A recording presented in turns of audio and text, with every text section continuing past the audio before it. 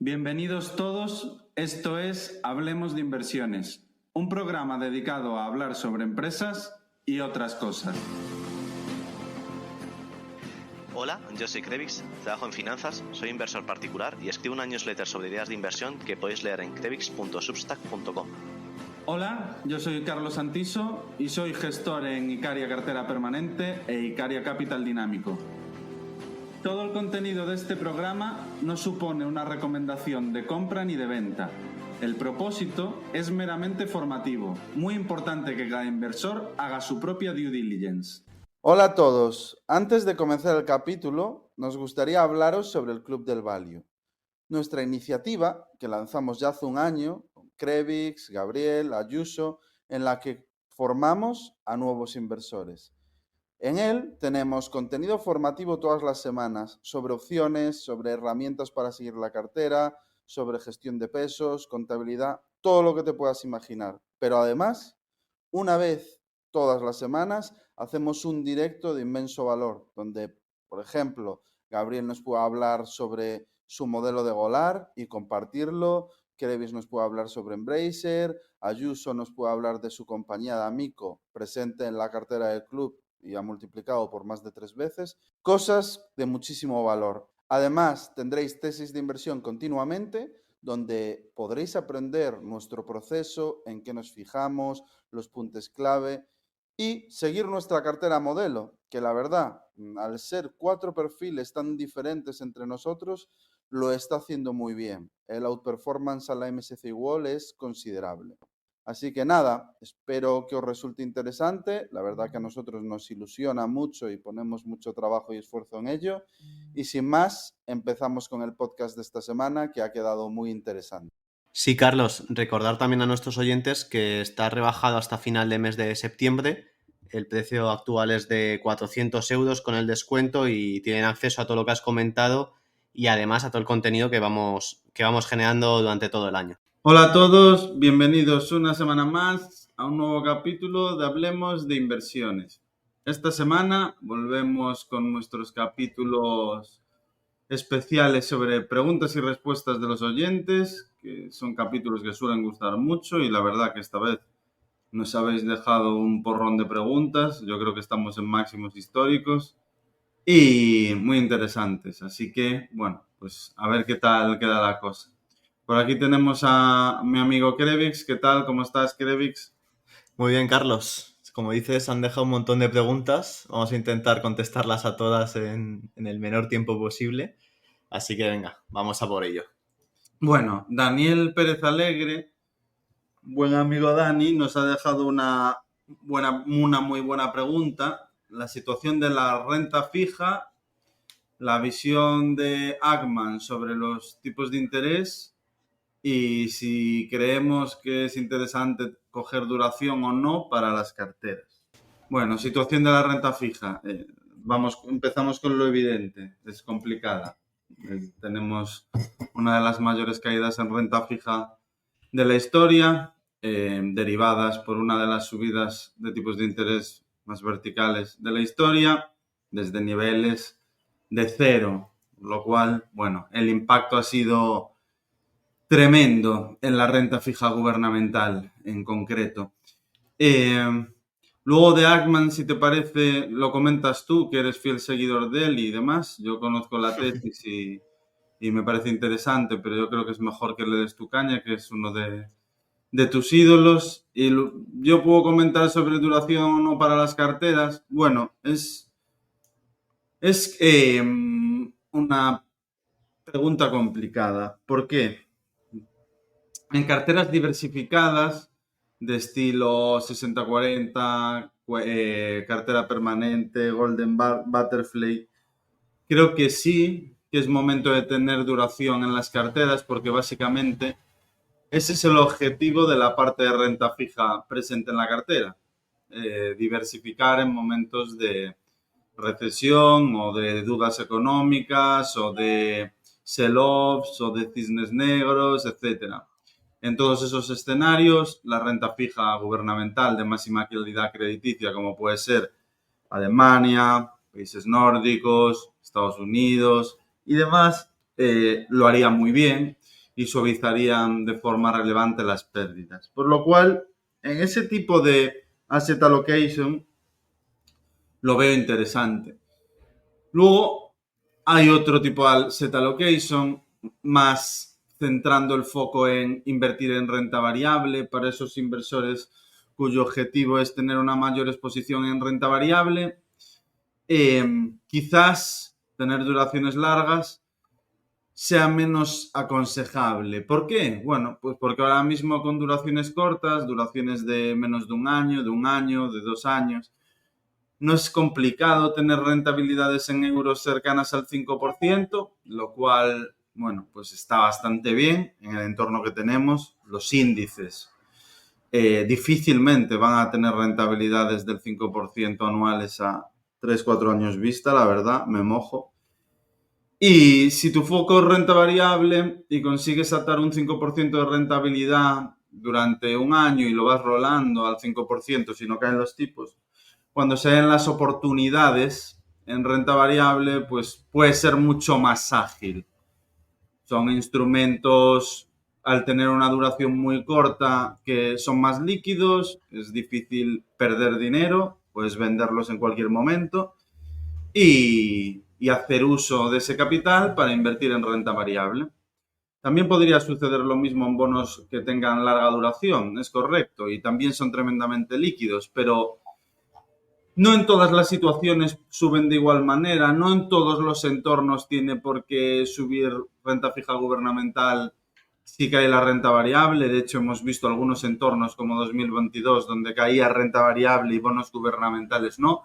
Y ese es para esos casos más residuales y menos probables, donde es más interesante tener duraciones cortas y en caso de tener un 2022, liquidas esas duraciones cortas sin pérdidas y puedes invertir a buenos precios en renta variable. Por lo cual, concluyendo, si tu foco es tener una cartera diversificada, duración larga sí. Si tu foco es invertir en renta variable, prefiero duraciones cortas. Krevix, no sé, ¿qué opinas? ¿Qué quieres aportar? Sí, Carlos, comento lo de Ackman si queréis. Ackman, como todos sabéis, es uno de los gestores de hedge fund más influyentes, yo creo, del mundo. Como dice Carlos, a mí me gusta bastante siempre seguirle. Ackman tiene un approach en el que busca normalmente compañías de la máxima calidad y que tengan un valor terminal bastante definido. En este caso, compañías que crezcan también y normalmente bien gestionadas, ¿no? Esto es, por un lado, el portfolio de equities, ¿no? Siempre ha estado muy metido en la parte retail, real estate, son negocios que conoce bastante bien y que le han funcionado muy bien en los últimos años. Luego también, pues, otro de los pilares claves de su proceso de inversión es, pues, que dentro del propio Pershing Square, que es el hedge fund, haya una buena gobernanza, una buena vigilancia de todo, que se esté monitorizando las operaciones constantemente, etcétera. Y luego siempre le gusta poner un componente de hedge, ¿no? De cobertura, que en los últimos años, sobre todo, ha estado muy centrado en cubrir riesgos macro, ¿no?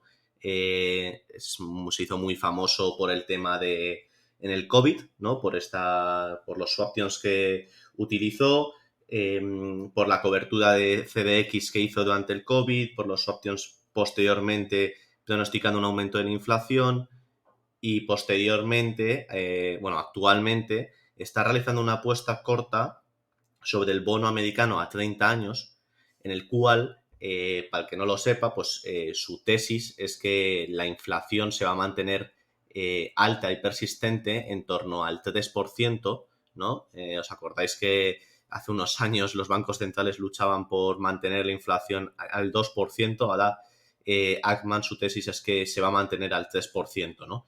Entonces, bueno, es una forma de cobertura de que la yield del 30 años va a subir, ¿vale? Y bueno, ¿por qué hace esto? Bueno, él principalmente considera que pese a que la inflación ha mostrado síntomas de moderarse, el mercado laboral continúa muy, muy fuerte, la economía americana en general está muy fuerte, lo cual hace que la inflación no modere como debería, ¿no? Debería caer un poco más. si la gente sigue teniendo sus empleos y demás, pues es mucho más complicado ver caídas de la inflación. Entonces, bueno, él considera que esta posibilidad de que los tipos de interés en el largo plazo se mantengan un poco más altos va a afectar obviamente a las valoraciones de equity, y una forma de hedgearlo es poniéndose corto del bono americano a 30 años. Creo que al principio estuvo con el de 20 años también, ya en las últimas comunicaciones siempre ha dicho que está corto del 30 años. Las yields de este bono, cuando empezaron a hacerlo, creo que el 30 años estaba en 3.6 en abril, actualmente está en 4.7%, o sea, una subida muy notable de 1.1. Ellos creen que van a continuar y que posiblemente lleguemos a ver un 5.5%. ¿Y cómo cree que vamos a llegar a este 5.5%? Pues él en su última carta comenta exactamente por qué considera que va a ser ese 5.5%, ¿no? Y una de las cosas que dice es que la inflación se va a ir rebajándose y se va a estabilizar en torno al 3%, lo que es superior al target de la Fed del 2%. Entonces, los yields del 30 años irán al 5.5%. ¿Cómo se llega a esto? Pues en tres partes. Uno, estimando que la inflación a largo plazo va a ser del 3%. Luego, que el equilibrio de los tipos de interés a corto plazo reales será del 0.5%. Y luego, que históricamente ha habido de media un 2% de prima entre las tasas, digamos, los tipos a largo plazo respectivamente a los tipos a corto, ¿no? Entonces, el 3% de la inflación más el 0,5% más el 2% llegaría a una yield del 5.5%. Esto obviamente es aproximado, luego el mercado es soberano, se puede ir más para arriba, más para abajo, pero es más o menos su tesis, ¿no? Bueno, vamos a ver qué ocurre. La verdad es que es una tesis bastante interesante. También te comenta pues que hay 1.9 trillones de nuevas emisiones durante la segunda mitad de este año, mientras que la Reserva Federal intenta reducir sus holdings de treasuries a través del quantitative tightening, el QT, que es como se denomina, ¿no? Están reduciendo balance. Por lo tanto, se puede ver cómo los dueños de la deuda americana, países como Japón, China, Arabia Saudí, otras naciones, tienen que reducir también sus inventarios de deuda americana, ¿no? Vamos a ver qué ocurre. Él tiene esta tesis y veremos qué ocurre. La verdad, siempre es muy interesante de seguirle. El que no le siga mucho puede seguir su compañía, que es pública, que es PSH. Cotiza en la bolsa de Londres y en Ámsterdam. Y es una compañía, un holding que tiene bastante descuento. No sé si está en torno al 35%. Recompran acciones. Y bueno, yo creo que es una idea de inversión muy interesante, ¿no? Con Ackman alguna vez se equivoca, obviamente, ha tenido grandes fallos como Herbalife. También es importante comentar que tiene que estar a punto de salir la Spark, debe ser esta semana o la siguiente, seguramente, cuando anuncie la Spark. Para el que no conozca la Spark, es el vehículo que quiere crear, que la SEC la apruebe, y ya ha hecho varios amendments sobre su feeling de salida a bolsa de la Spark. Como muchos sabéis, Ackman hizo una SPAC hace tiempo, PSTH, que a algunos de nosotros nos reportó muchos beneficios, la verdad. No llegó nunca a concretar y salir a bolsa la compañía que quería, que en este caso era UMG. Al final fue distinto, sino que PSTH adquirió un 10%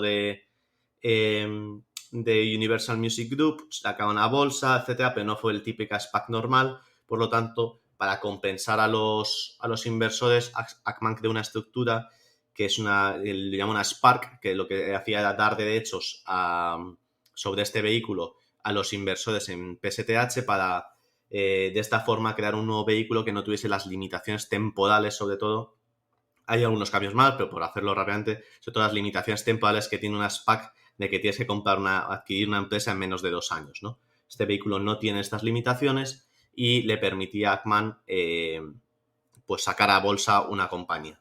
Esto tiene que estar a punto de salir. No sé si saldrá, pues no sé, posiblemente la semana que viene. Así que veremos cómo le va también esta aventura. Pues muy interesante, el amigo Bill siempre apostando por cosas originales.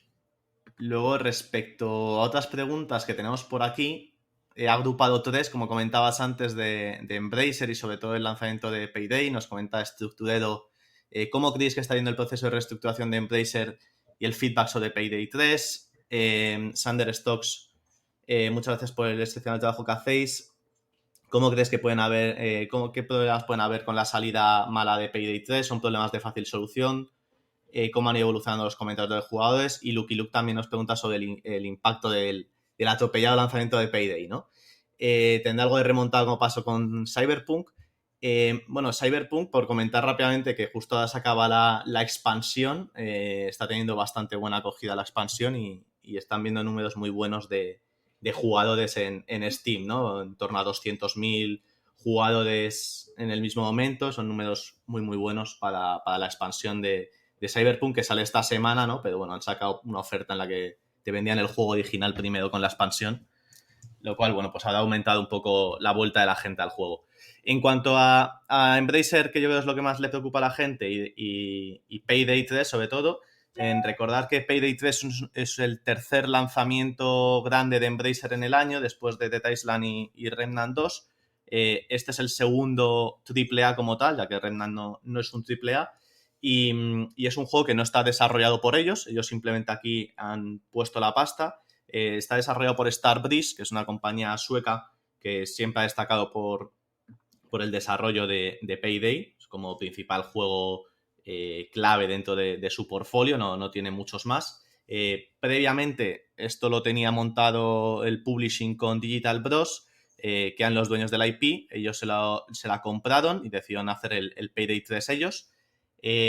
Atravesó momentos complicados de financiación. Apareció en ese momento Embracer a través de Playon, puso una cofinanciación de 50 millones y nada, empezaron a trabajar, le iban a dar soporte durante al menos 18 meses al juego, que es el acuerdo que tienen entre las dos compañías.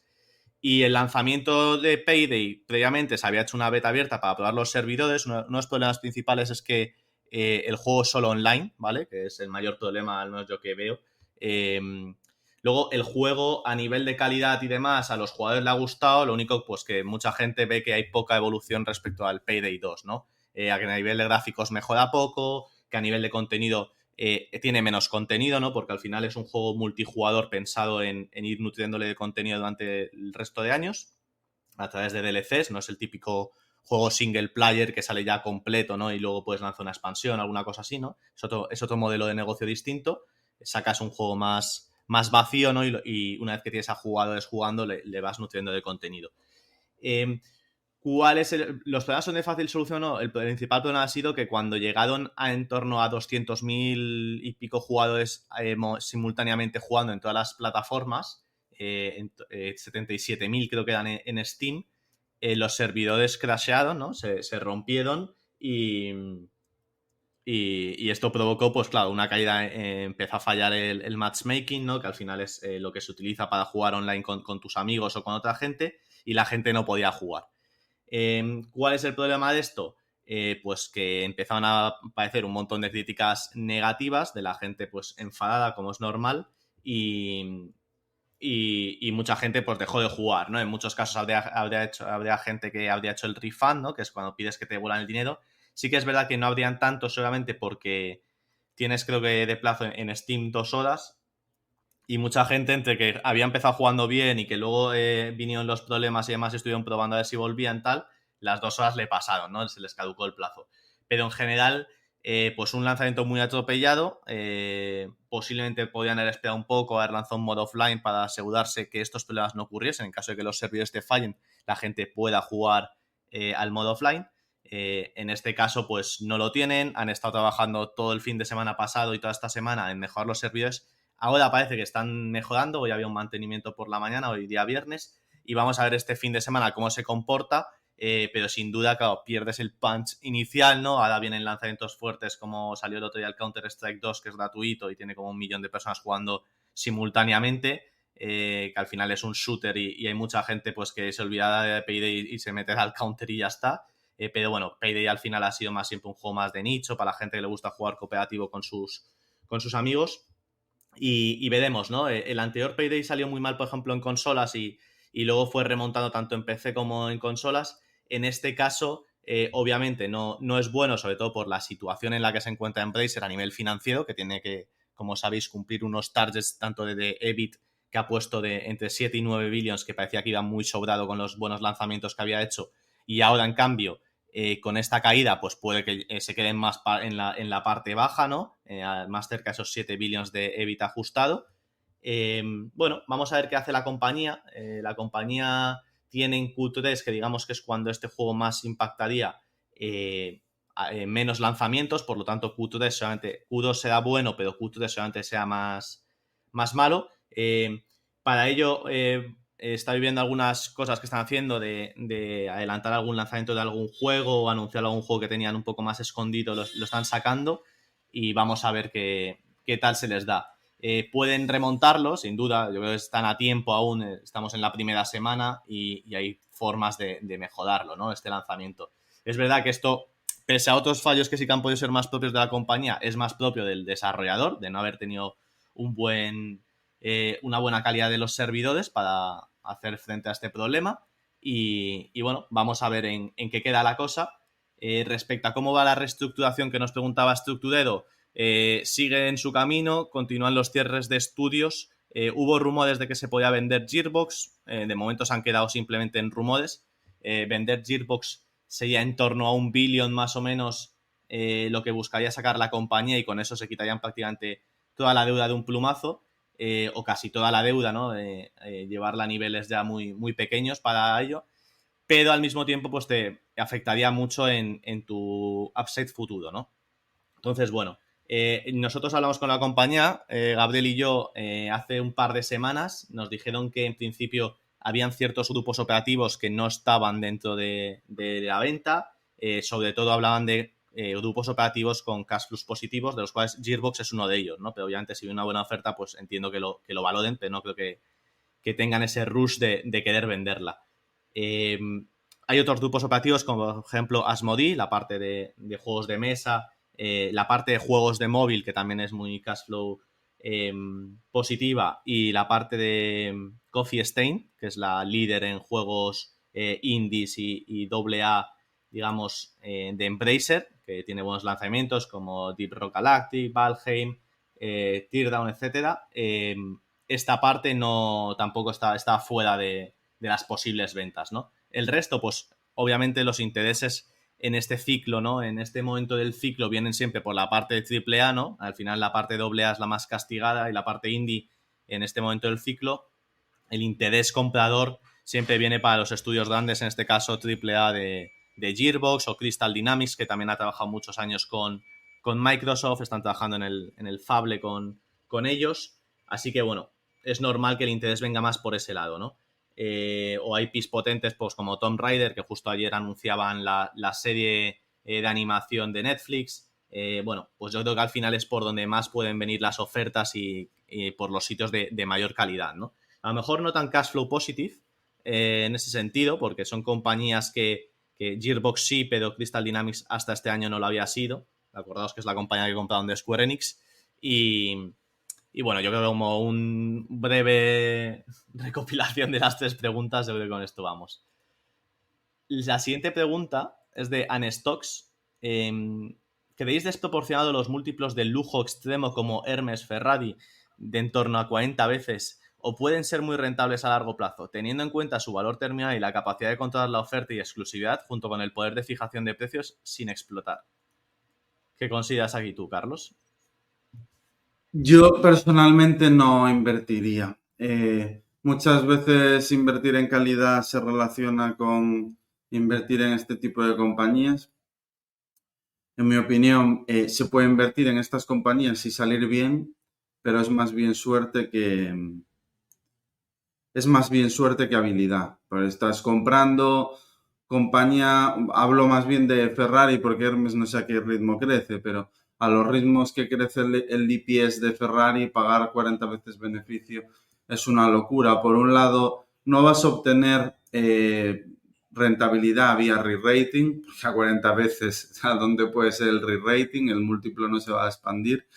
Tienes un elevado riesgo de de-rating, de que el múltiplo se contraiga a cualquier mínimo traspiés, y aquí hay un elevadísimo margen de de-rating, está a 40, aunque se fuese a 30 ya estaríamos hablando de una caída importante. Y bueno, pues al final este tipo de compañías de altísima calidad que cotizan price to perfection, pues cualquier bache en el camino supone caídas del 50-60%. Yo lo invertiría, lo cual no quiere decir que no sean grandes compañías, de las mejores compañías del mundo, pero para mí invertir es mucho más que eso, es encontrar compañías de calidad, con poco riesgo de valor terminal y a buenos precios, no a 40 veces. Cuando algo cotiza 40 veces es porque es evidente para todo inversor o analista que esa es una buena compañía. Ya no hay mucho que ganar ahí. Lo que, bueno, es un poco lo que puedo comentar. Me parece que no van a ser muy rentables a largo plazo y que encontrar compañías con bajo riesgo de valor terminal tampoco es algo muy complicado. Hay muchas compañías con bajo riesgo de valor terminal, no solo Hermes y Ferrari. Y bueno, estaba viendo aquí mientras hablaba crecimientos de en torno al 10% anualizado en top line en Ferrari, en beneficio neto en torno al 15%, en fin, 40 veces me parece excesivo. Cotiza incluso más caro que Constellation Software, que compone el beneficio neto a tasas de más bien 25-30, y los ingresos recurrentes son prácticamente el 90%. No sé, incluso prefiero Constellation Software, que es una de mis compañías favoritas, pero a estos precios no. A estos precios opino lo mismo que opino de Hermes y Ferrari. Por lo cual yo creo que queda un poco clara, mi visión. Sí, yo veo aquí, la verdad es que cotizan súper caras. Es verdad que puede haber un poco movimiento este de flight to safety que ahí hacen muchos inversores, de cuando no saben muy bien en qué invertir o tienen miedo, ven qué cosas han comportado bien en otros escenarios más recesivos, como el caso del 2008 y demás, y se meten en este tipo de compañías y al final pues son flujos que se vierten en general a todo el lujo. En este caso, en el caso de Ferrari, yo Hermes tampoco lo conozco tanto, en el caso de Ferrari sí que lo he mirado más. Me parece demasiado excesivo, que cualquier cosa que vaya mal en la compañía, cualquier sorpresa que dé al mercado, puede tener caídas muy grandes. En general, en el lujo también hemos estado viendo correcciones. El Louis Vuitton, que yo creo que es siempre como el más indicativo en la mayoría de índices de lujo, ¿no? Junto con Kering y demás, que siempre está cotizando un poco más barato, pero sobre todo Louis Vuitton lleva una corrección de casi un 20% en los últimos meses. Así que yo creo que hay que tener también un poco cuidado. Es verdad que en situaciones más o en entornos que parecen indicar más una recesión, ¿no? y un entorno más complicado para los mercados, pues muchos inversores que no salen de renta variable, podríamos decir, porque si no podría ser renta fija, que hay ofertas interesantes, se van a este tipo de compañías, ¿no? Yo creo que también es algo muy fácil de pitchear por los banqueros y por las grandes casas, ¿no? Como algo que no va a tener tantos movimientos, pero hay que tener cuidado porque sí que los tienen y me remito al caso reciente de Louis Vuitton, ¿no? Que pese a que en el año no va mal, no sé, estará flat o algo así, o ganado un poquito, llegó a subir mucho en los primeros meses del año para luego caer un 20%. Así que hay que tener un poco cuidado, yo creo, con estas valoraciones tan exigentes, sobre todo en sectores que parecen muy, muy seguros. Vale, la siguiente pregunta estaba para ti, Carlos, que lo has comentado tanto en el Club del Value como creo que comentaste algo en el anterior podcast. Nos pregunta Pablo, el comportamiento del mercado con los derechos de Constellation Software sobre la deuda. Carlos lo comentó, lo mencionó de pasada en el último capítulo. Me gustaría una explicación sobre lo ocurrido. Muchas gracias. Sí, bueno, como bien indicas, es un caso que comentamos antes de que evolucionase, cuando no se sabía gran cosa, en el Club del Value. Para todos los miembros, si queréis uniros ya sabéis cómo hacerlo, tenéis el enlace en la descripción, o si no es elclubdelvalue.com. Esta situación es bastante peculiar, la verdad, porque por un lado es extraño que Mark Leonard esté financiando la compañía con deuda cuando los tipos de interés están en máximos. Es bastante extraño. Hablamos de una emisión que ya era de un valor de unos 200 millones. Creo que era desde 2014. Si algún dato se me va es porque, bueno, muchas compañías en la cabeza y es imposible acordarse de todo. Unos 200 millones si quiere ampliar esa emisión, y para ampliar esa emisión ha repartido derechos a los accionistas y también pues se pueden comprar derechos en el mercado cotizado, ¿no? Y esos derechos te dan la opción a comprar precio del derecho más 133, la deuda, que es una deuda bastante peculiar porque es una deuda ligada a inflación, que no funciona como funciona un bono ligado a inflación americano o gubernamental, cuyos nominales se van actualizando en función de la inflación. Aquí no funciona así, aquí lo que se van actualizando son los cupones, lo cual complica todo un poco más. Hablamos de conceptos bastante avanzados porque os diría con conocimiento de causa que muy poca gente sabe realmente cómo funciona un TIP, cómo se valora un TIP. Para cuanto más, pues las debentures de CSU, que son incluso más complejas que un TIP. Eso por un lado. Por lo dicho, puedes adquirir los derechos y los derechos más 133 te dan acceso a comprar los bonos, que la tesis que había aquí es que los bonos cotizaban a 138 y si los derechos cotizaban a 0,20, pues 133 más 0,20, podías comprar los bonos con descuento y era un arbitraje. Esto es un poco el caso base, ¿no? Nosotros de inicio, antes de que subiese o cayese, comentamos que no lo veíamos un arbitraje, porque para que sea un arbitraje los instrumentos tienen que ser, las valoraciones tienen que ser apropiadas y los instrumentos tienen que ser medianamente líquidos. La renta fija no funciona, no tiene nada que ver cómo funciona con respecto a la renta variable y con conocimiento de causa que operamos en el mercado de renta fija todas las semanas. Por lo tanto, intentar hacer un arbitraje con una call, que es lo que son los derechos realmente, sobre un instrumento de deuda, es bastante complicado. Y sobre un instrumento de deuda ligado a inflación más. Así que básicamente lo que ha sucedido es que no hay interés en los derechos por parte de los accionistas de CSU, no lo hay, y por parte de los no accionistas que tienen acceso al derecho de acceso al mercado donde cotizan los derechos tampoco, porque, bueno, creo que han caído un 99%. No sé, últimamente no lo he mirado, pero la caída era superior al 90%. Prácticamente no valen nada. Y bueno, ese arbitraje ha salido mal. Esa es un poco la situación hasta aquí. Ahora hay la hipótesis de, bueno, pues ya que llegamos aquí, convertimos los derechos en deuda y hacemos el arbitraje. Puede salir bien, es cierto, aunque por lo que he visto en el bono ha corregido en precio. No me salía a 138, en Reuters me salía a 135 la última vez que lo consulté, por lo cual el margen ya ha cambiado bastante. Y luego hay otro riesgo, que la renta fija a través de mercado electrónico, que es donde sería para el retail en Interactive Brokers, mucho cuidado con los spreads que pueda haber ahí. La renta fija es un mercado que es institucional, que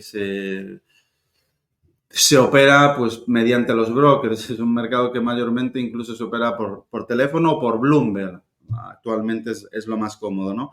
Pero desde luego no por Interactive Brokers, y eso puede hacer que el spread que pagues se lleve gran parte de la posible rentabilidad que pueda tener. ¿Esto quiere decir que vaya a salir mal sí o sí? No, pero esto quiere decir que es una operación, como ya dijimos, mucho antes de que cayesen los derechos un 90%, con muchísimo más riesgo del que puede parecer. Y que para aquel que quiera llevarla a cabo, bueno, pues que sea una posición muy pequeña porque hay una alta probabilidad de perder dinero en la parte de derechos, y en la parte de bonos, pues ya se verá, porque la exposición si quieres convertir los derechos a deuda, la exposición es sustancialmente mayor. Y bueno, eso ya es otra historia más complicada.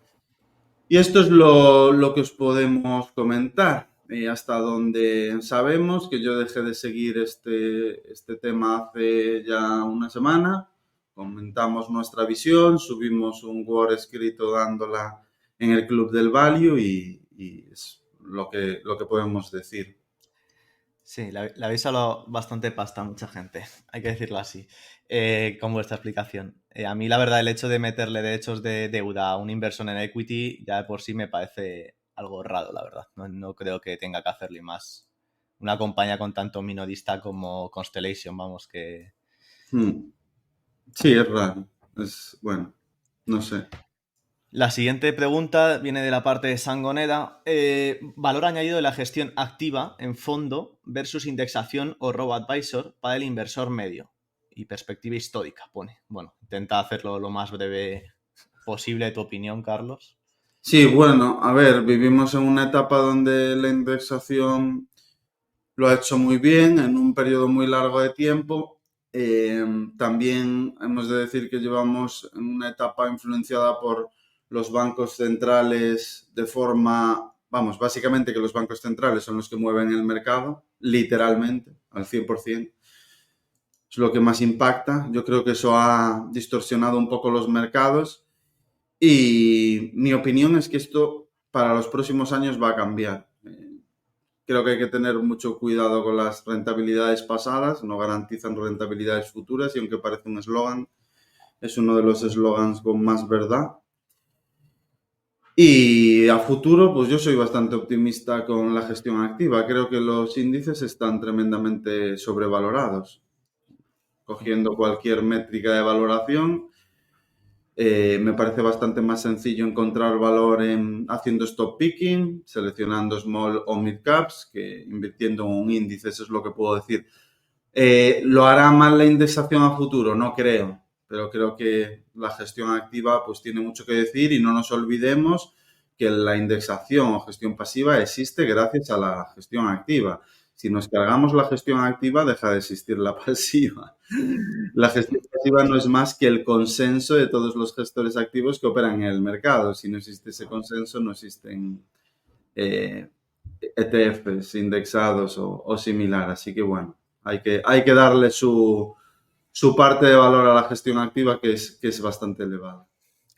Sí, yo por añadir simplemente creo que al final, en este caso habla para el inversor medio, pero al final depende del tiempo que tú le dediques a la inversión, ¿no? Al final, si no le vas a poder dedicar tiempo, oye, pues quítate de problemas, indéxate, porque incluso cuando compras gestión activa, ¿no? Pues tienes que hacer un seguimiento de tus fondos, de los gestores en los que estás confiando tu dinero, ¿no? De cómo ven el mercado, etcétera, etcétera, y al final es una decisión de stock picking, ¿no? Digamos, o de cherry picking, de elegir cuál es el gestor correcto, ¿no? Y posiblemente pues te equivoques a una vez y tengas que diversificar en unos cuantos, porque habrá algunos que van bien en un momento y otros que no.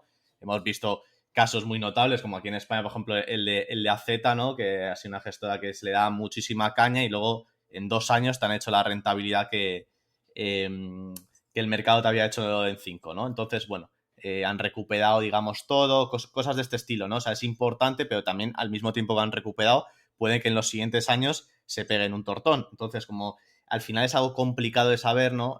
Pues cuando vas a hacer gestión o vas a invertir en gestión activa, pues también tienes que hacer un seguimiento de los fondos, ¿no? En los que inviertes y estar atento. Si no vas a estar atento del mercado ni de las posiciones de los fondos, etcétera, pues indéxate que mal no lo hagas. Vamos, seguramente lo hagas bien a largo plazo. Yo, en mi opinión, no creo que igual de bien que en los últimos 10 años con tipos tan bajos y y una burbuja que hemos estado viviendo, y yo creo que distorsiona un poco estas rentabilidades, ¿no? Sobre todo por el lado de las Big Funk, pero en principio yo creo que sería como mi opinión. Javier González nos pregunta, seguro que lo habéis comentado varias veces, que sí, ¿qué estrategias de opciones utilizáis y qué recomendaciones dais a los inversores que empiezan con ellas? Bueno, lo primero, disclaimer, aquí no se dan recomendaciones de inversión. Lo único sí, hablando de estrategias, yo en mi caso, pues la verdad es que tampoco es que las use una barbaridad, ¿vale? Depende un poco del momento, de la volatilidad, de cómo esté la situación en el mercado, pues aprovechando volatilidades implícitas más altas en las opciones, sí que pues en compañías que conozco bien o que creo que están pasando por algún tipo de problema momentáneo y demás, pues el uso de puts creo que puede estar bien, ¿no? Y luego normalmente, pues cuando ya tienes una posición larga en la cual tengas unas ganancias y demás, pues utilizar algún collar spread, este tipo de estrategias, yo es lo más que puedo hacer. Tampoco es que haga una barbaridad. O vender calls normalmente a precios objetivos, que yo creo que es algo más típico también cuando estás por ahí, intentar ir vendiendo calls y ir cosechando primas en caso de no llegar a ellos, con el problema de que en ocasiones, como me pasó con Meta, por ejemplo, tengo una subida repentina muy fuerte y se te vaya, ¿no? Pero bueno, en general, no sé, Carlos, tú que eres el experto en opciones y sé lo que haces más estrategias. Bueno, a ver, lo has resumido muy bien. Principales estrategias en opciones, pues las que has comentado. Venta de puts cuando... Pues, os voy a poner un ejemplo de cuando utilizo opciones. Los últimos meses estuvimos analizando el sector de Spirits and Beer. Analizamos Diageo, Pernod Ricard, Heineken y AB y después de muchas horas de trabajo determinamos que hay una oportunidad más clara, hay un margen de seguridad más elevado en el sector de la cerveza que en el sector de spirits, que cotiza más barato, aunque tradicionalmente lo ha hecho así, pero hay menos lugar a sorpresas desagradables ahora mismo por una serie de peculiaridades que comentamos en el capítulo anterior. Así que decidimos comprar equity de Heineken Holding y decidimos vender put sobre Diageo. Es una gran compañía, el sector de spirits está llegando a valoraciones razonables, pero aún le queda un poco de caída para estar en una valoración que consideremos atractiva, por lo cual utilizamos la venta de puts en Diageo. Eso es un poco la forma que tenemos de jugarlo. O pues lo contrario, cuando teníamos Inditex, que la compramos como a 22-23 y estaba en torno a 30, pues vendimos unas calls a 31, creo que fue, o a 30,8 o algo así, y que era cercano a nuestro precio objetivo. Lamentablemente Inditex superó por mucho ese valor y como las teníamos vendidas en calls, se nos fueron las Inditex, pero cobramos la prima por ello. Son los dos casos fundamentales en los que utilizamos las opciones. A mayores en Icaria Dinámico, como no es un fondo de renta variable, es un fondo, bueno, que invierte con perspectiva empresarial, pero con sesgo conservador. La exposición está en torno al 50% desde inicio. Utilizamos las opciones para hacer coberturas, pero eso ya sería más complicado de explicar en el podcast.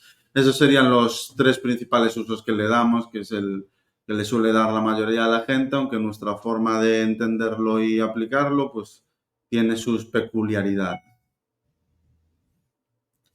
Nos deja Jonathan una pregunta sobre ASA Abloy, actualización sobre ASA Abloy. No sé si Carlos todavía la lleva en el Icaria Dinámico. Está algo correlacionada con la construcción y con la recesión. Puede sufrir un poco, ¿cómo lo veis? Bueno, lo vemos así. Lo que pasa es que ASA Abloy tiene una exposición sustancialmente superior al sector no residencial. Tiene bastante más exposición a no resi que a resi. Y el sector no residencial suele sufrir con delay, suele caer antes el sector residencial y después el no residencial. Y bueno, pues como bien comentas, crisis inmobiliaria le afectará. Es cierto que ASA Abloy en sus ventas tiene una mayor recurrencia de la que pueda parecer a priori. O sea, ni de broma es una compañía ligada al sector construcción como puede ser un Rate o como puede ser un Instalco, no, es bastante menos cíclica en mi opinión. Y bueno, ha hecho una gran adquisición que al mercado no le gusta porque está ligada al sector residencial en Estados Unidos. Cuando hizo la compra, el sector estaba en pico de ciclo y eso es una realidad, pero es una adquisición que tampoco se ha sobrepagado, para mí es fair value, y que tiene mucha lógica en cuanto a la estrategia a largo plazo de Assa Abloy, por lo cual la compra para largo plazo la veo bien, para corto plazo pues quizás pueda sufrir un poco, no nos preocupa demasiado. Y la valoración actual no es exigente para la calidad de la compañía. Es una compañía con grandes ventajas competitivas, con un buen management. Los insiders han hecho compras recientemente.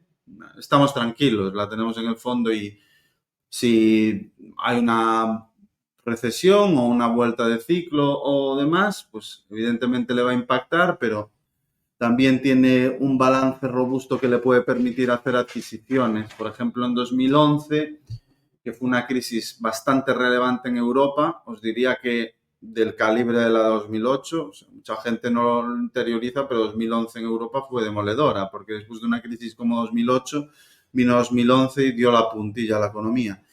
Hicieron una de las adquisiciones más grandes de su historia. Y bueno, ese es el margen que tienen las grandes compañías que operan en un sector fragmentado. Cuando viene la recesión y hay buenos precios, pueden permitirse comprar con descuento. Y esa opcionalidad siempre está presente, por lo cual nosotros estamos tranquilos dentro, es lo que puedo comentar. Luego, Antonio Ayuso pregunta sobre la corrección que lleva Evolution Gaming. Aquí, coméntanos tú, Krevix, ¿qué opinas? Porque la verdad que yo la analicé en su día, pero hablo de hace 4 años Sí, y no la sigo demasiado. sí. Evolution o Evo, que es como se la conoce más, es la compañía líder en casinos en vivo, ¿vale? En retransmisión de mesas de casino en vivo, ¿vale? Típico que pones la tele a las tantas de la noche y ves una mesa de una ruleta, etcétera, ¿no? Pues esto se hace desde los estudios de Evo y de hecho la mayoría que veáis sean de ellos. En Estados Unidos tiene un 100% de cuota de mercado, en Europa está más fragmentado, pero aún así es el líder con mucha cuota de mercado. La compañía ha hecho una escisión, ha hecho otro segmento, que es el segmento más de RNG, de slots, que es como se denomina, ¿no? Lo que en España se denomina las tragaperras de toda la vida, ¿no? Que es al final los juegos que se han puesto muy de moda, sobre todo al jugarlo mucha gente joven online, también streamearlo en Twitch, etcétera. La verdad es que es una práctica que no me gusta mucho porque no es un muy buen modelo para los jóvenes, pero es el mercado y así es como se ha ido desarrollando en los últimos años. Entonces, bueno, la compañía ha hecho una apuesta por la parte de slots que, pese a que tienen, digamos, las mejores compañías, una de las mejores compañías dentro, no ha salido tal y como pensaba la compañía. De momento, llevan poco tiempo con ella, pero de momento no está saliendo tan bien. Cabe decir que Evo es una empresa que tiene unos márgenes EBITDA del 70% y EBIT del 64%, creo que están en máximos históricos en el último Q2, y es una compañía que está bastante bien priceada. ¿Qué es lo que ocurrió? Hace pues alrededor de un año más o menos que salió un informe short y la compañía cayó en torno a los 800 coronas suecas.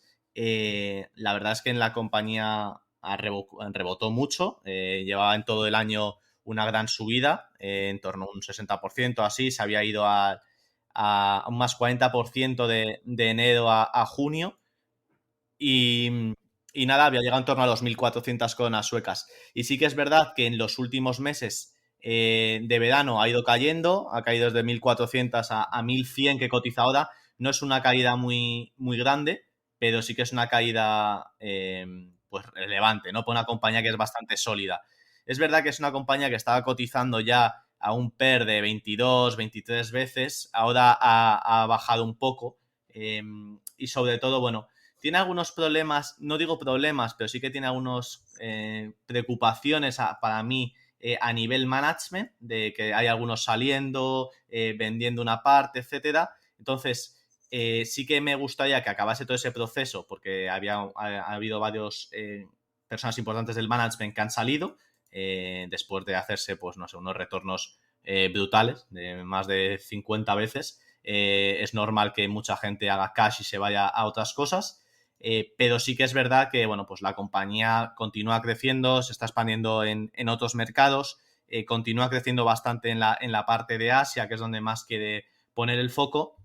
Y en los últimos meses sí que se había visto, según los datos que salen de las mesas abiertas que hay de Evolution, pues había visto una ligera caída en el crecimiento, digamos, ¿no? Continúa creciendo, pero menor.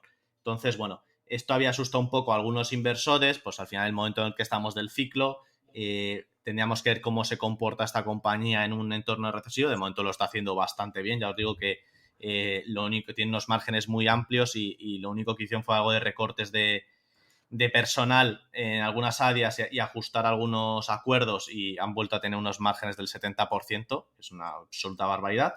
Y nada, yo creo que simplemente pues una corrección, una ligera corrección, tampoco nada muy grave, que personalmente yo he aprovechado para comprar algunas acciones que llevaba fuera desde que había vendido en 1400 y la verdad, si cae algo más, pues la verdad es que es una compañía que me gustaría tener en cartera con mayor peso, ¿no? De momento, pues un peso pequeño, porque la verdad no sé cómo va a navegar el siguiente Qs. El siguiente Q debe ser un poquito más flojo a nivel de crecimiento, pero en general, compañía muy estable.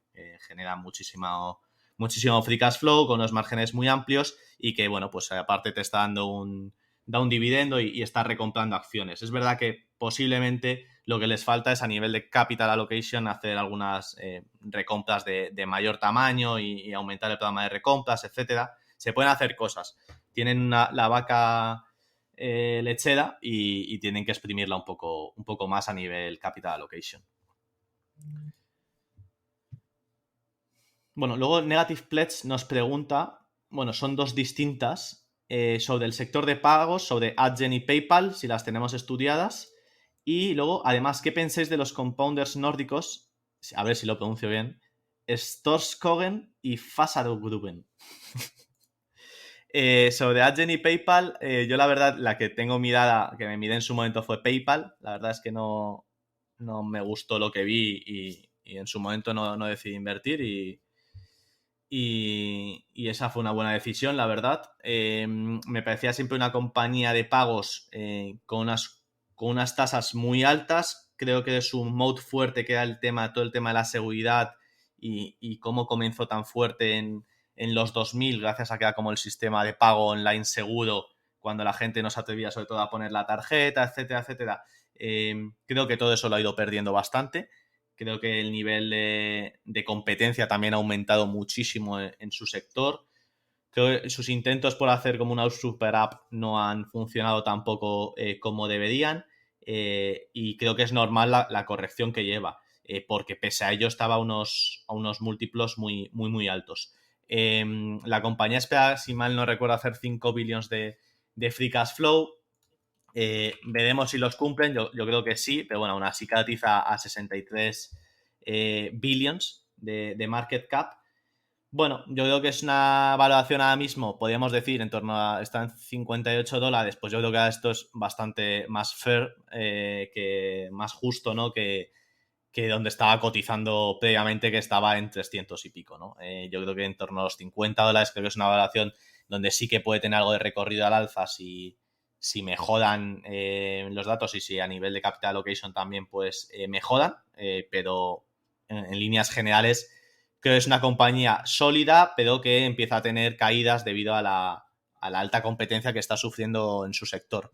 Y en cuanto a Adyen, la verdad, pues seguí las noticias de la caída, sé que ha tenido problemas a nivel más management y demás, pero no sigo la compañía, así que tampoco te sé decir una opinión, ¿no? Me parece que es un muy buen negocio, ya que en Stripe no se puede invertir porque aún no ha salido a bolsa, aunque yo creo que la veremos en bolsa en breve, Bueno, no tardemos mucho en verla. Yo creo que ahí es el primer player del sector y el número 1. Creo que en la parte de Adyen puede hacerlo bastante bien. Lo que pasa es que la cotización que tenía la evaluación, perdón, que tenía era muy, muy alta. Estamos hablando de casi triple dígito. Entonces, bueno, son valoraciones que en cuanto, como comentaba Carlos antes en las empresas de lujo, pues cuando hay alguna noticia mala de la compañía, etcétera, o no llegan a algunas estimaciones, pues las tortas que se meten son muy, muy grandes.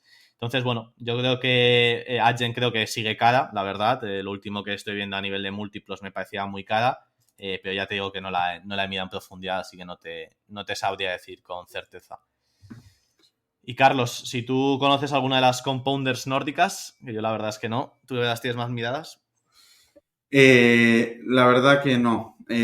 Justo estas dos las conozco porque me las han dicho para que me las mire, pero el día tiene 24 horas y no me da tiempo a mirarme todo. Las que sigo las comenté en el podcast anterior. Estas dos no puedo aportar demasiado porque no las conozco. Sí que Facet Gruppen es bastante probable que la mire las próximas semanas, meses. Storskogen ni la había escuchado, por lo que no puedo aportar demasiado. Nos pregunta Ivy, ¿está Disney condenada para siempre? ¿O si abandona las políticas woke, hay posibilidad de que se revierta?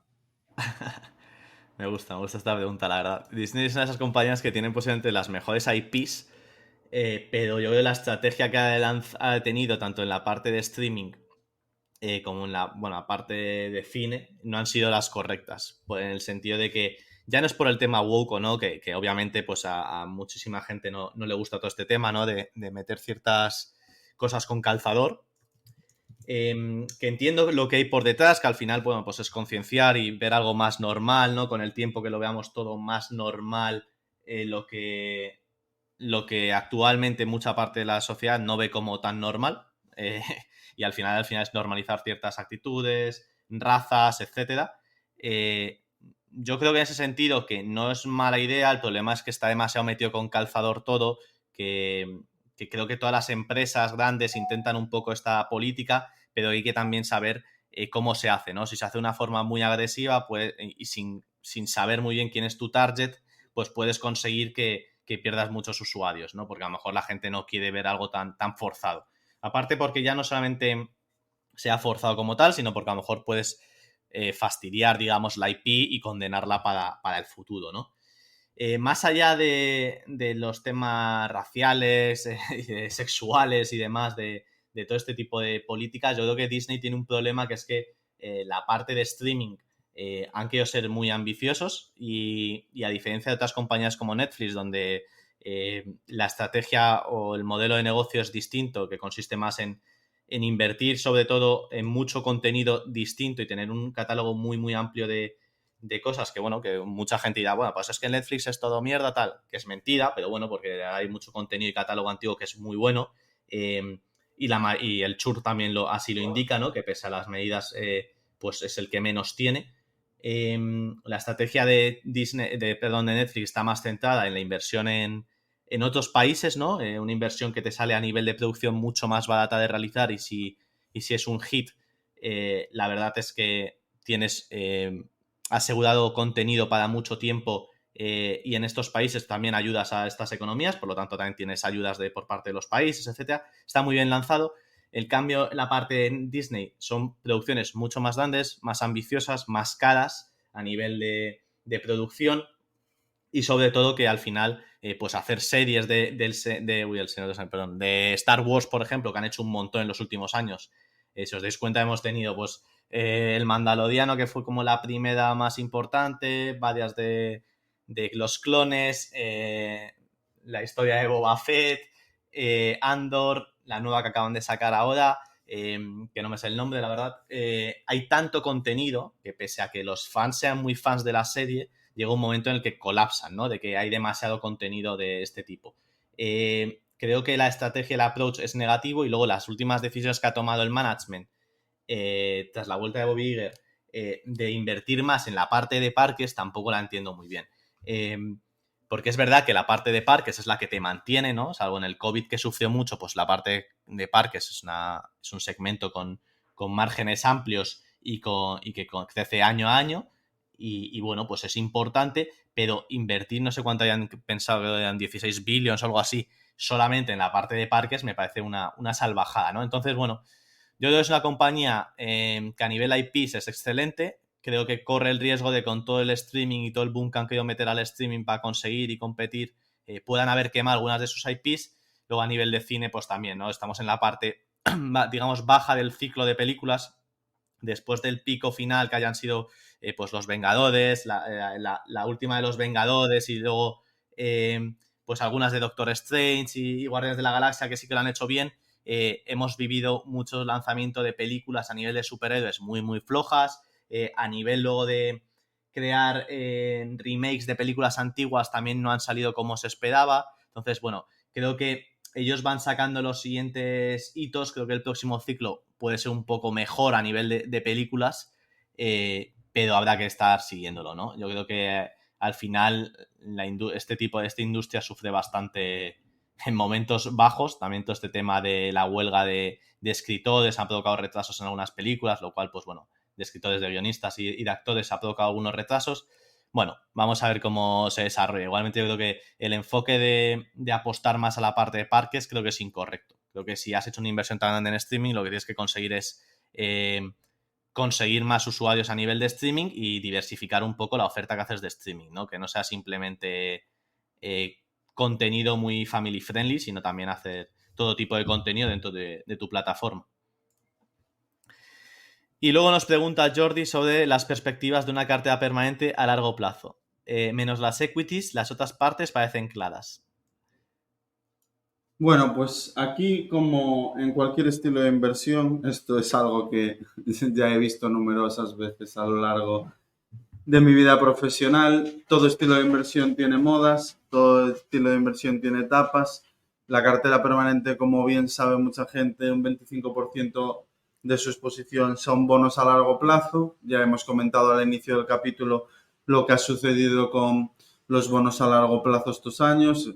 2022-23 es uno de los peores periodos de la historia, por lo cual, pues bueno, el performance de la cartera permanente en este periodo no ha sido bueno. Perspectivas desde aquí. Los tipos de interés ahora mismo no tienen nada que ver con lo que nos encontrábamos hace 2 años. Están sustancialmente más elevados en todas las áreas geográficas. La cartera permanente que nosotros gestionamos tiene exposición a 8 áreas geográficas diferentes, por lo cual, bueno, pues los niveles están elevados en esas 8, salvo Japón, digamos que es la excepción. Y desde los niveles actuales, pues considero que el nivel de protección que ofrece una cartera permanente es sustancialmente más elevado que el que había hace 2 años. ¿Por qué? Porque la forma que tiene de protegernos la renta fija en entornos complicados, en entornos de cisnes negros, en entornos de recesiones, es mediante la bajada de tipos de interés, y es fácil entender que es más sencillo bajar los tipos de interés desde un 4 o desde un 5% que desde el 0%. Cuanto más caen los tipos de interés, más se revalorizan los bonos y desde el nivel actual, pues la posición y la rentabilidad potencial es claramente más elevada de lo que era hace años. Algo que yo he mencionado, que la rentabilidad potencial desde hace 2 años era menor a 5 o 10 años vista que históricamente por el nivel de tipos de interés, pues ahora mismo vuelve a ser al menos en la media o ligeramente superior a la rentabilidad potencial. Eso en cuanto a bonos, que es la parte más importante. En cuanto a cash, pues no hay mucho que decir. Ahora mismo el cash en la mayoría de áreas geográficas remunera por encima del 3%, por lo cual estupendo, con una inflación conteniéndose. Así que maravilloso, esa parte está funcionando muy bien. La parte de oro, que va muy vinculada a tipos reales positivos, se ve favorecida en entorno de tipos reales negativos. Cuanto más caen los tipos reales, el oro mejor lo hace. Y este año lo que hemos visto es unos tipos reales haciéndose cada vez más positivos. ¿Por qué? Porque los tipos de interés han seguido subiendo y, lo que es más importante, las perspectivas de tipos de interés para los próximos años se han revisado al alza. Es decir, los tipos se van a mantener altos más tiempo de lo que el mercado esperaba. Al menos por ahora. Esto puede cambiar dentro de una semana. Así funcionan los mercados financieros. Por lo tanto, eso ha impactado negativamente en el oro. Personalmente soy positivo con el oro. En un entorno de deuda en máximos históricos en todas las áreas geográficas, salvo rara excepción, como puede ser países nórdicos que no tienen deuda, como puede ser Alemania que tiene deuda contenida. La mayoría de los demás países tienen unos niveles de deuda desorbitados. En ese entorno y en el del intervencionismo de los bancos centrales que hemos visto los últimos 20 años, el oro es claramente uno de los activos más favorecidos. Por lo que, bueno, para futuro, soy optimista con el papel del oro. Y eso son un poco las perspectivas. 100% tranquilo, creo que la tesis es la misma que era hace 2 años, solo que con un entorno, hemos vivido un entorno más desfavorable. Todas las estrategias pasan por ese entorno y nada más, poco que aportar ahí. Muy bien, pues la siguiente viene Torpedo, que mete 3 preguntas aprovechando. Sector de bebidas, ¿alguna opinión sobre Rémy Cointreau tras las recientes bajadas a 20 veces PER? Esa, Carlos, no sé si la controlas. No sé si Rémy Cointreau está a 20 veces PER, la verdad. Brown-Forman sigue cotizando bastante cara.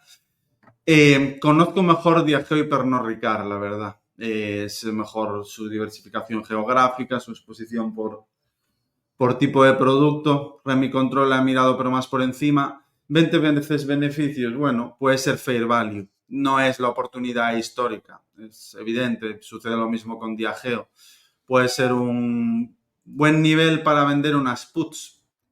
Para invertir en equity, bueno, desde estos niveles puedes conseguir retornos a 10 años vista de un 8 o 12, porque la verdad que Spirits es un sector con bajo riesgo de valor terminal y de altísima calidad, pero yo personalmente me muevo más hacia Diageo, a pesar de que no es una compañía familiar como en el caso de Pernod Ricard, pero está muy bien gestionada, gran parte de su CAPEX en Estados Unidos, donde es importante gastarlo por los márgenes que son bastante más elevados, está ya desembolsado y está en una buena posición para sufrir los tiempos que corren, porque ahora mismo la situación en Estados Unidos es complicada para la mayor parte de compañías, pero su posición competitiva a medio y largo plazo es intacta y es lo que puedo decir. Aprovecho para decir que también nos pregunta sobre Vidrala, que está a un múltiplo muy bajo y qué previsión vemos y si se descuenta riesgo de bajada y demás. Básicamente, las tesis de inversión es una perspectiva diferente a la que tiene el mercado, que rara vez el mercado tiene una perspectiva idiota, salvo que sea en compañías muy poco seguidas, pero no es el caso del Vidrala, que aunque no es una compañía muy seguida, la conoce bastante gente. ¿Qué sucede aquí? Bueno, hemos vivido un entorno durante los últimos 5 años. La oferta no se ha incrementado en gran medida, la oferta se ha mantenido estable y la demanda ha sido elevadísima para el sector del vidrio, lo cual ha llevado pues que los precios hayan subido bastante. Hablamos de subidas de precios de más del 50% en periodos de tiempo bastante cortos, acompañados también por un entorno inflacionario. Y el mercado que está viendo que se ha invertido bastante en CAPEX, en capacidad productiva, por lo cual la oferta va a incrementar y hay que ver si el mercado es capaz de absorber toda esa oferta. Esa es un poco la tesis que tiene el mercado, que pueda afectarle al pricing, que puede caer los precios del vidrio y que eso pueda afectar a tanto top line como bottom line de Vidrala, a los beneficios y a las ventas. Y le da un múltiplo de 10 veces, de 11 veces, porque cree que los beneficios se van a contraer. Esta es la visión del mercado. Nuestra visión, bueno, pues que la oferta no va a incrementar lo suficiente para no ser capaz de absorber esa demanda y que aunque habrá caídas de precios, estas caídas de precios serán bastante contenidas, por lo cual, pues a 3, 5 años vista, que es como deberíamos invertir en compañías de calidad como Vidrala, el precio actual es bastante atractivo, al menos es nuestra opinión y como bien comentabas, cada uno tiene que hacer su propia due diligence. Muy bien, pues la otra pregunta que tiene la contesto yo, que va a ser Activision Blizzard. Para accionistas que debemos no vender antes de confirmarse el deal, ¿cuánto tiempo pasará aproximadamente antes de poder vender a $95? decir, bueno, recientemente anunció la CMA que aprobaba preliminarmente el acuerdo de compra, la acción subió a los $94, que da ese dólar o dólar y pico, porque hay gente que va vendiendo en las últimas días por ganar.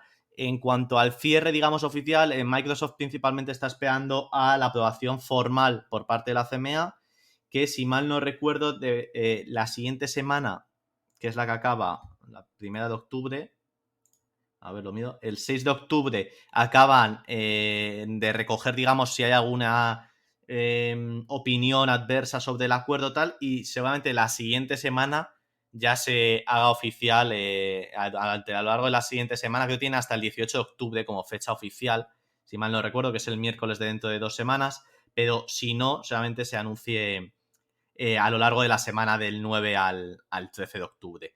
Entonces yo creo que a partir de ahí ya Microsoft iniciará un proceso de cierre y adquirirá la compañía.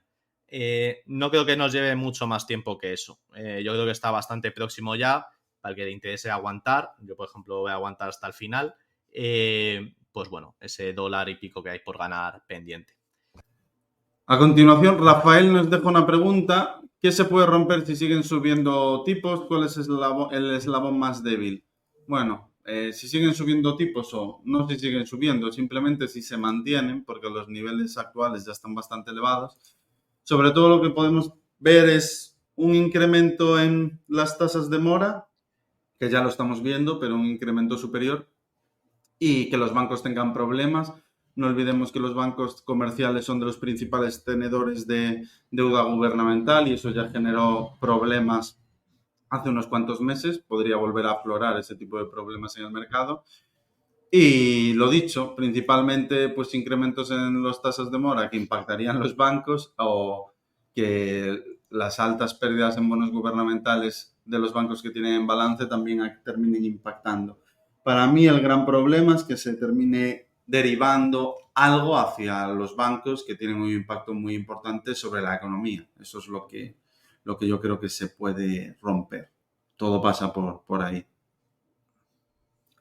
Vale, la otra pregunta la trae Juan O'Gallar. ¿Qué opináis de Unity Software? Han tenido que recular su nueva política de precios. Los desarrolladores amenazaron con migrar el motor a Epic. La cotización está baja, pero no sé si será la única causa o hay algo más. Muchas gracias.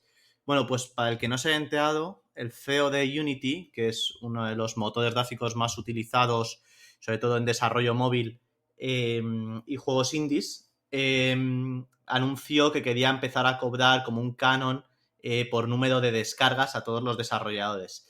Entonces, claro, esto levantó aquí la liebre, se puso todo el mundo como loco porque si tú cobras este canon, que bueno, por un lado eso es comprensible que ellos quieran pues lucrarse, ¿no? Pero al mismo tiempo lo único que consigues es destrozar el mercado, ¿no? Porque muchos desarrolladores de juegos indies que van con el agua al cuello y demás, cuando consiguen un buen boom de un juego y consiguen bastantes millones de descargas, pues sufrirían bastante en esta situación, ¿no? Teniendo que encima pagar a Unity por el número de descargas. Es una decisión muy controvertida, ha levantado muchas ampollas y no han tardado ni una semana en echarla hacia atrás. Por poner un poco en contexto, el CEO de Unity es John Riccitiello, que viene de Electronic Arts y es donde el que instauró allí todo el tema de los loot boxes y demás y apostó mucho porque fuese todo el tema de las cajas de recompensas y demás, que han hecho un montón de beneficios con los micropagos. Y previamente venía de un private equity, de Elevation Partners. Para que veáis un poco el perfil que es, él siempre ha dicho, oye, esto por mucho que sean videojuegos, que sea muy artístico y tal, aquí venimos a ganar pasta y aquí voy a exprimir todo lo que pueda. Entonces, bueno, él ahora mismo se encuentra en una situación donde, siendo el dueño del motor gráfico de desarrollo, pues puedes apretar más, lo ha intentado y bueno, pues el mercado en este caso le ha castigado bastante por el miedo también de perder un montón de clientes, ¿no? A futuro. Luego, por otro lado, en cuanto a la compañía que está baja, bueno, a ver, a nivel de evaluación sigue cara, aunque ha caído bastante, a nivel de cotización sigue cara. Sí que es verdad que la compañía creo que esperan hacer... Sí, bueno, la compañía en este caso espera, ha guiado que va a mejorar su EBITDA hasta 320, 340 millones y el año que viene, en 2024, espérate un run rate de 1 billón de EBITDA. Veremos a ver si lo logran. A mí me parece un poco agresivo sin romper nada, ¿no? Y sobre todo viendo cómo está el mercado de ads, sobre todo, de anuncios móvil. Pero bueno, la idea de la compañía sí que es verdad que es llegar a estos números. El año pasado no tenía EBITDA negativo, consiguió llegar a un EBITDA positivo en el último quarter, si mal no recuerdo, del Q4 de 2022, y en este pues tiene pinta que va a hacer 340 millones de EBITDA, teniendo en cuenta que es una compañía que actualmente capitaliza 12 billions, pues bueno, si en 2024 hacen 1 billón capitalizando 12 billions, pues sí que podríamos decir que está bien, ¿no? Sobre todo está muy bien de precio para los crecimientos que tiene. Pero claro, el otro objetivo de la compañía es ser profitable, ¿no? Ser rentable en US GAAP, ya que a nivel de beneficios netos no es rentable aún. Así que bueno, veremos si no hay ningún cambio más que haga temblar al sector de los videojuegos, ¿no? Por su lado. Pero puede que cumplan. La verdad es que es un negocio bastante recurrente y habrá que ver cómo se comporta. Por otro lado, por comentarlo simplemente, este es un negocio que se basa mucho en cómo esté funcionando tanto el nivel de mercado móvil a nivel de descargas como a nivel de anunciantes, que son las dos patas principales. A nivel de anunciantes, el mercado móvil esperan que siga flat. La verdad es que lleva un año y pico bastante flojo, que alguna vez lo he comentado cuando hablamos de Embracer, de la parte móvil, de tal. Ahora mismo no están invirtiendo mucho las compañías de anunciantes en el mercado móvil. Y por otro lado, China, que es como el principal player en el mercado de videojuegos móviles, está bastante apagado, ¿no? Está bastante soft, que es como lo denominan ellos, ¿no? Blando, en este sentido. Así que, bueno, veremos a ver cómo se comporta tanto China como el mercado móvil en general a nivel de anunciantes, ¿no? Son las principales patas que pueden llevar a subir la cotización más, ¿no? En caso de que me joden. Y nada, la siguiente pregunta, Carlos, es una actualización tuya sobre Rayman, tras la ampliación de capital, cambios de directiva, etcétera. Yo de esto lo has tratado más de una vez, pero bueno, no sé si había alguna novedad. Pues la verdad es que no hay grandes novedades respecto a lo comentado en los últimos capítulos del podcast. La situación sigue siendo la misma. Ahora hay una alta dependencia de la situación macro en Nueva Zelanda y Australia en la situación del real estate, y yo creo que es lo que va a conducir a la tesis, porque la situación de balance de Rayman es en línea con la del resto de peers. Ha cambiado bastante respecto a después de la ampliación de capital y bueno, pues la directiva ha cambiado mucho en los últimos años, pero eso es algo que ya hemos comentado y no tenemos mucho que comentar al respecto. Actualmente la cotización pues se mueve en lateral, ¿no? Mientras que no haya novedades de resultados o similar, o sobre todo de perspectivas de tipos de interés en Nueva Zelanda, no va a haber grandes movimientos. Y por último, pregunta inversor lucense, paisano, ¿cómo ves actualmente, Carlos, la compañía italiana Italian Sea Group después de los buenos resultados, un potente backlog? Bueno, aquí grandes resultados por la parte alta del guidance. Para 2024 se espera lo mismo. El backlog sigue creciendo a un ritmo más lento, es normal, pero es que no puede ser inmune a la situación macro, o sea que lo veo totalmente lógico. Los márgenes se expanden, como nos dijo el management hace casi un año. Seguirá haciéndolo porque el gap con respecto a los players de Países Bajos es bastante importante. Italian vende barcos más barato que ellos, teniendo la misma calidad, no hay ningún motivo para que sea así, y la estrategia es ir reduciendo el gap poco a poco, grandes resultados.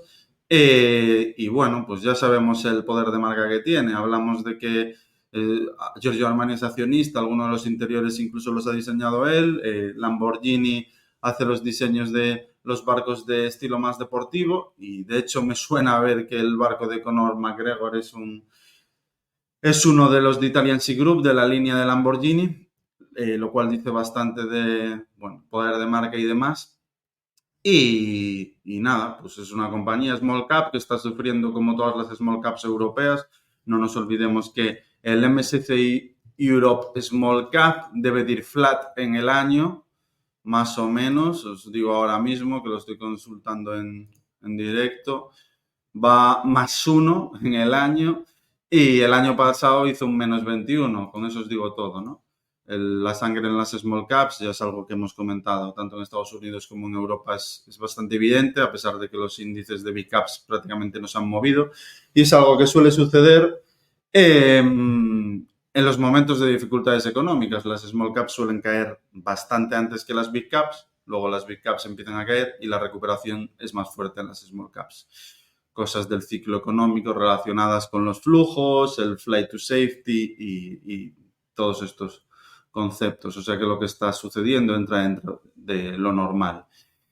Y hasta aquí el capítulo de hoy. Perdonad que al final las preguntas las hayamos respondido más rápido, pero nos hemos pasado de tiempo y la verdad que septiembre está siendo un mes bastante complicado tanto para Krevis como para mí. Estamos hasta arriba de tiempo y hacemos un esfuerzo descomunal por poder grabar el podcast sin tener horas libres para ello. Así que si os gusta nuestro contenido y queréis apoyarnos, dejarnos vuestro like en iVoox, que siempre ayuda, y vuestro like también en Twitter para conseguir llegar a más gente. Y nada más, gracias a todos por estar ahí una semana más y nos vemos la semana que viene con un nuevo capítulo de Hablemos de Inversiones. Un saludo a todos.